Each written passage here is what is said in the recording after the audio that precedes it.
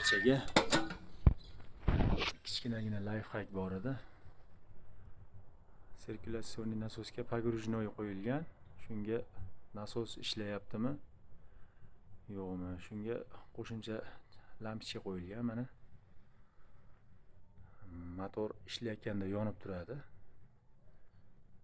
Motor o'chganda o'chadi. Hozir mana 60 ga qo'yib qo'yilgan.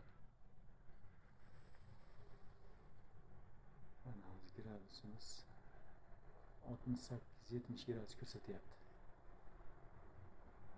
Yana